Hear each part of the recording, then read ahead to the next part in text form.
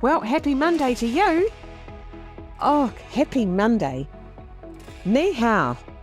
I am coming to you from China, from Shanghai in China. It's one of my favourites, literally, I think my favourite city in the world. I just love it. I love it because I love lots of cities, but I think I love China because it's it's such a contrast, and it's really interesting, and it's very safe. It feels really safe. And I think that as a woman traveling, some cities are beautiful, but you don't feel comfortable or safe. So I really like Shanghai. I really like it a lot. I love the contrast of it. I love the energy of it. It's fast, it's furious, it's fancy, but it's also old school and very grounded and really amazing. So I've got a whole week this week. So my week this week has been, well, leading up to this has been about packing. I quite like packing because I don't know about you, but when I travel, I take all my best stuff. Like I take my favourite pants, my favourite t-shirt, my favourite everything, just my favourite stuff, because it's so lovely when you're in that holiday vibe and you've got your favourite stuff with you. And if you've got to select, for me to select one pair of pants, I'm like, oh, well, actually, I've got 3 pairs of pants, but you've got to select the best 3, don't you? You don't bring your shittiest, oldest pants with a stain and a bit of a hole in the knee. No, you bring your best ones. So lots of packing, which then to me makes for a really great week because I'm setting myself up for success because I'm surrounded by all my favourite shit, which is lovely. And I love travel, and it's such an honour for me to take these women. I'm taking a group with me. And it's such a cool thing because none of them have ever seen China before. So I get to show them that, and I get to see it for first eyes again, which I think's really cool. It's so lovely taking someone somewhere for the first time and watching and getting to be part of that experience. So that makes me happy. The whole week is designed, I call it affordable luxury. So it's very high end. It's not super expensive, but it's very high end. And so everything's beautiful. The food's beautiful. The rooms are beautiful. Everything's beautiful. So you're just immersing yourself in this beautiful space with beautiful food, beautiful people in a beautiful city. And it's like, how can you fucking go wrong? Right? So I love that energy. And I think travel's such a privilege. It's such a privilege. And you learn so much about yourself when you travel. You learn about other people. You learn about other cultures. Even the way other countries do their airports. I'm always fascinated by that. So having all my stuff and then getting organised. The Chinese are very efficient. They don't muck around. And they have guns. So it makes it a bit more like, oh, fuck, okay, get your stuff out. Get on the conveyor belt. Busy. But it's such an interesting thing, isn't it, when you travel and you get to see the way other cultures do things and the way they serve food, the way they eat, the conversation, everything about other cultures is so interesting to me. And I think traveling is just one of the greatest privileges. And the older I get, the more I just want to spend time traveling because it's so lovely when you get to visit people and places. And so where's the coolest place you've ever been? Where's the coolest place you'd like to go? Right? People say to me all the time, oh, where in China are you going? I'm like, I'd only go to Shanghai.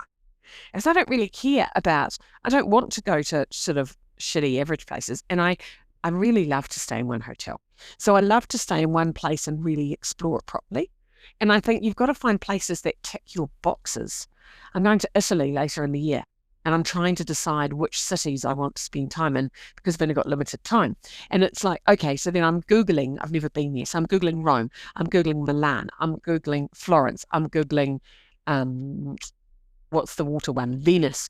And I'm going, right, what is the coolest places? Actually, if you've got recommendations in Italy, hit me up. I'd love to hear your favourite places that you've been to in Italy because I'm currently making a shortlist.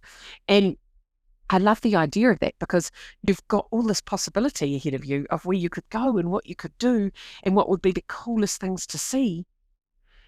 So that's been my week. I haven't got any meetings.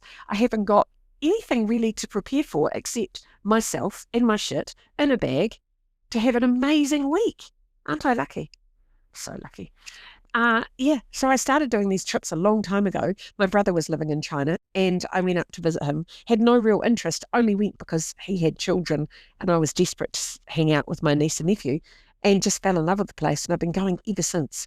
And I'm very, very excited. I'm excited to meet some of the tailors I've been working with for like I don't know, 12 years, and they're just gorgeous people, and they're so excited to see me every time I go back, and it's such a privilege to be in their lives, and they're so grateful because I'm bringing customers to them, and I'm so grateful because they're so amazing and they look after my ladies so well, and it's just really fun, and it's that win-win where they make me look good, I make them look good, and we're all just leaning in together and everyone wins, and it's like, there's nothing better. So I've got a couple of little things in my bag that I'm going to get made. I've got a couple of vintage pieces of clothing that I'm going to get. I've got a really cool 2 tops that I'm going to get turned into dresses. Amazing. Just using the sleeves, of course. Cutting the sleeves off. And I take vintage fabrics up to them and say, oh, can you do this and can you do that? Because I have all these ideas, and these tailors, I've never seen tailoring like it. Like, I can sew, but oh my God, I am Rambo compared to these elite sewers. So that's pretty exciting. And there's some beautiful people up there with beautiful fabrics and really good attention to detail. And I can't wait. Last time I took a 150-year-old piece of French embroidery that I bought at an antique shop in Nelson and had it stitched into a cashmere coat. Oh my God, I was so happy because I'd had this beautiful piece of embroidery for a long time and I kept deciding what to do. And then I thought, I know. And it was beautiful and expensive. And I thought, I'll take it up there and get it put on black cashmere. God, I couldn't have been happier. So there you go. That is me. So I hope you've got a lovely week planned. And I hope you've got somewhere you might be thinking about traveling coming up. Where would you like to go? Even if you don't have plan. People often say to me, I can't afford to travel. And I'm like, okay, and that's the reality, right? Like, travel is such a privilege. But if you could travel, where would you go? Just play that game with your head, because sometimes just playing the game with your head's a really good idea. And the universe responds, I reckon. So maybe get on Pinterest, it's one of my favourite websites, and just Google cool places to go. Get on Google, find all the cool places to attend in a city that you're called to. What's the city you're called to? I was not called to China, but I've been going twice a year now for a very long time. God, I can't wait. What's a city you'd most like to go to? Who would you like to go with? And what would you like to do? Because just giving yourself the space to imagine, I think, is lovely. All of the women on this trip have once imagined going, I really want to come to China. And finally, they made it happen, which is very cool. So I'm excited. Can't wait to get off the plane and get busy.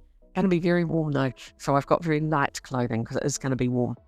Anyway, I will see you on the other side.